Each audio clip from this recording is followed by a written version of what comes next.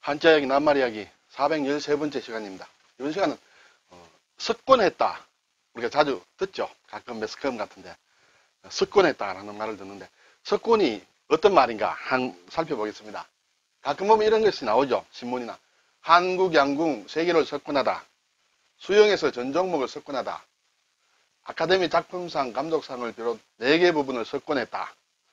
자, 어떤 어감이 됩니까? 석권했다. 완전히 이겼다. 그런 얘기죠. 그런데 한자를 제대로 알면 상당히 생생하게 다가옵니다. 어떤 것이 석권인지 정말 느낌이 많이 달라지거든요. 한번 찾아보겠습니다. 자, 석권 글자부터 보면요. 자리석이에요. 자리. 좌석할 때 석입니다. 권은 책입니다. 책권. 자리와 좌석. 그런데 이 권이라는 것은 만다는 뜻이에요. 둘둘 많은 것을 얘기합니다. 자리를 말았어? 자리를 말아 먹었는가? 네. 보면 자리석은 자, 이 집음자입니다. 어모죠. 그리고 안에 있는 글자를 이제 어떻게 해석하느냐는 것은 사람이 좀 다른데 일반적으로 요 부분을 가죽혁으로 봅니다. 가죽혁이 생략된 부분이다. 그리고 아래는 수건건이다. 그러면 가죽과 천을 얘기합니다. 천. 그렇죠? 수건은 천으로 되어 있죠.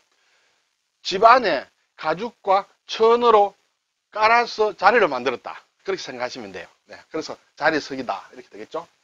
자, 책이라는 것은 옛날 책은 죽간을 이렇게 꿰매서 이렇게 둘둘둘둘 말았죠. 두루마리처럼 이렇게 말았습니다. 근데 이 글자가 상당히 좀 복잡합니다. 뜯어보면 글자가 더 복잡해요. 더 복잡한데 글자가 모양이 좀 바뀌었다. 이렇게 됩니다. 우리가 배운 걸로 좀 알 수 있는 것은 이게 다 부수자죠. 분별할 변, 두 손으로 받들공, 병부절입니다. 자, 사람이 꿇어 앉았어.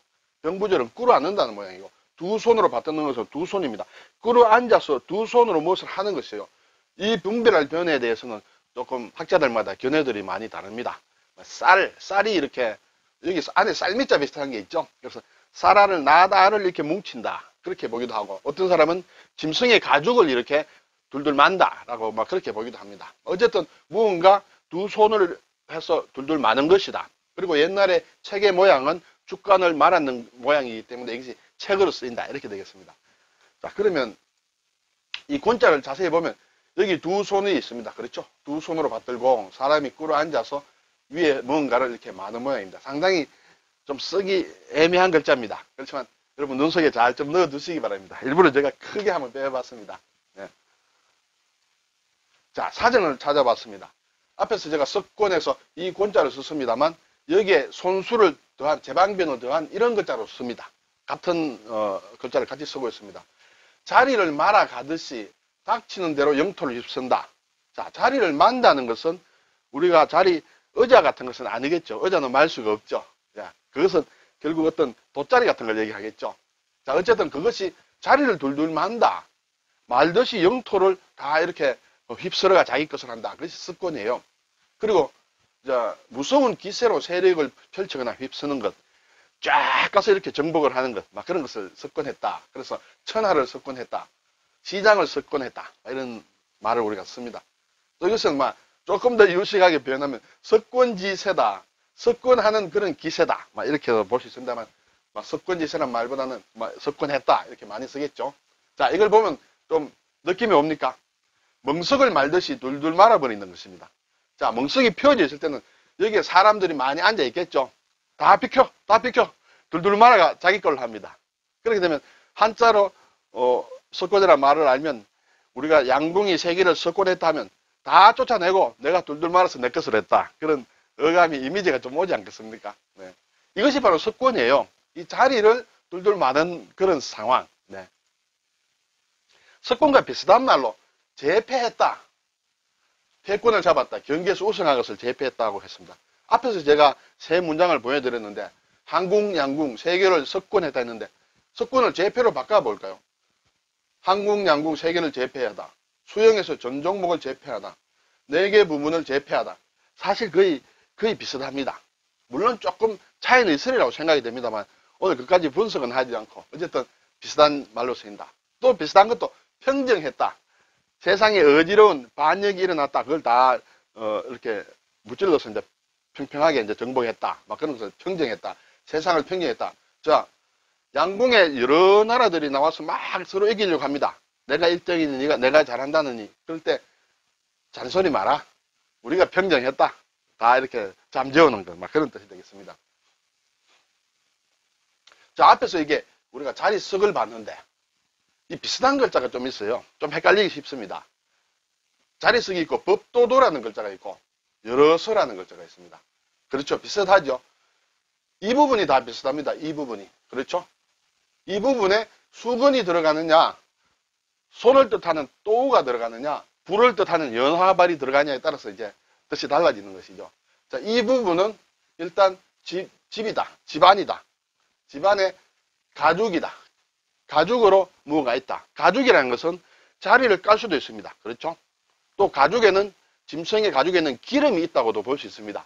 그 두 가지를 가지고 생각할 수 있어요. 그래서 여기에 가죽, 집안이 깐 가죽에 다시 수건을 또 깔았다는 것은 이제 자리가 되고, 여기에 손을 뜻하는 또가 들어가면 자리를 폈는데 그 자리의 크기가 얼마나 되는지 손으로 이렇게 재어보는 것이에요. 사이즈를 재는 것을 얘기합니다. 그래서 도는 길이를 나타내는 단위의 하나지요. 자를 얘기합니다. 도량형 할 때 그 도자요. 그것은 하나의 기준이 되기 때문에 법도도 이렇게 제도, 법도 할 때 쓰는 도자가 되겠습니다. 자, 그러면 여기에는 무엇이냐? 여기에는 여러서는 짐승의 가죽으로 불을 피웠다. 불을 피워서 횃불을 피웠다. 그러면 사람들이 밝은 곳으로 많이 모여든다. 이렇게 볼 수도 있겠죠. 그래서 여러서, 우리가 서민이다 할 때 쓰는 것이 여러서예요. 달리 해석한 사람도 있습니다. 물론 여기에서 이것은 가죽이 아니라 냄비에, 그릇에 무엇을 끓이는 것이다. 음식물을 끓이는 것이다. 그렇게 생각하기도 합니다. 집안에 음식을 끓이면 사람이 많이 모여든다. 그래서 여러서 이렇게 하기도 합니다만, 그것은 우리가 참고로 다 알아도 되고, 이 세 글자를 좀 구분해야 됩니다. 비슷한 글자를 구분할 때는 자기 나름대로의 어떤 팁이 있어야 됩니다. 내가 외우는 방법, 원래의 자원과는 좀 다르지만 나는 이 글자를 기억하기 위해서 이게 들어갔을 때는 왜 법도냐, 이게 들어갔을 때는 왜 열었냐, 이것을 나름대로 좀 연구할 필요가 있습니다. 네, 그렇게 해놓으면 잘 잊어버리지 않습니다. 자, 권자가 앞에서 채권입니다. 이 권자가 굉장히 많이 쓰입니다. 그렇죠? 다 이거 우리가 많이 쓰는 글자예요. 이 글자를 잘 알면 손을 뜻하는 제방면이 들어가면 이 원래 이것이 만다는 뜻이 있기 때문에 손으로 만다는 뜻으로 더 분명히 해서 말다라는 말권 이렇게 되겠죠. 그리고 만다는 것은 둥글둥글하게 한다는 것이 이렇게 범위를 제한하는 것입니다. 그 많은 것을 다시 이렇게 사방에 이렇게 울타리를 칩니다. 그래서 그것을 우리를 얘기합니다. 동물을 가두어 놓는 우리. 예, 그래서 이렇게 둥글게 가두었다. 그렇게 되겠죠. 자, 이게 사람이 들어갑니다. 사람이 이렇게 힘이 들 때는 일을 한다든지 해서 피곤해서 힘이 들 때는 몸을 이렇게 웅크리고 이렇게 눕는다든지 그렇죠. 아, 힘들다 할 때. 그렇게 몸을 구부리고 누운 사람, 게으르다, 게으를 권태다, 권태. 그렇죠. 게으르다. 그리고 여기에 손이 들어가게 되면 아래에 손을 말았어요. 이 손을 말았다. 그럼 주먹이 되죠. 주먹근입니다. 참 재밌는 글자예요. 네. 그리고 이 말았는 책을 칼로 이렇게 나누었다. 그것은 하나의 문서가 된다. 이렇게 되겠죠. 이 길게 되어 있는 책을 이렇게 잘랐다. 잘라서 하는 것은 하나의 조그만 문서가 된다. 그래서 문서권입니다. 특히 이 문서권과 채권권은 상당히 헷갈리기 쉽습니다. 네. 요 칼로가 들어가느냐, 그리고 병부절이 들어가느냐에 따라서 뜻이 좀 바뀌면서 뭔가 비슷한 그런 것인데 좀 주의를 해야 됩니다. 이 권자를 보면 말권, 책권 할 때는 우리가 권두언, 책 머리에 쓰는 말을 얘기하죠. 요즘은 이 말 참 잘 안 씁니다. 옛날에는 책이 나오면 책 앞에는 머릿말로 주로 많이 썼습니다. 그 전에는 좀 어려운 말로 권두언이라고 썼습니다. 권두언. 그게 좀 변해서 머릿말. 요즘은 머릿말로도 잘 안 쓰고 들어가기라든지 이상하게 좀 많이 씁니다. 하지만 책 앞에 쓰는 글을 얘기한다. 만권당, 만권의 책을 가진 어떤 집을 얘기한다. 역사적으로 이런 게 있습니다. 권련, 우리가 이렇게 담배를 이렇게 말아 피는 것을 권련이라고 하죠. 권련, 연초를 뜻합니다. 말아서 피는 세가레트, 그렇게 얘기를 하겠죠. 압권이다 하는 말이 있습니다. 이거는 제가 다음 시간 다시 설명을 드리겠습니다. 책 위에 어떻게 한다. 또 좀 유식한 문자 중에 수불석권, 석은 이렇게 풀어놓는다는 뜻이에요. 해석한다 할 때 석이에요. 손에서 책을 풀지 않는다. 손에서 책을 놓지 않는다. 항상 책을 들고 있다. 그것이 수불석권이 되겠죠. 네. 자, 오늘 석권, 권은 이렇게도 쓰고 이렇게도 쓴다. 그렇게 되겠습니다. 네. 수고하셨습니다.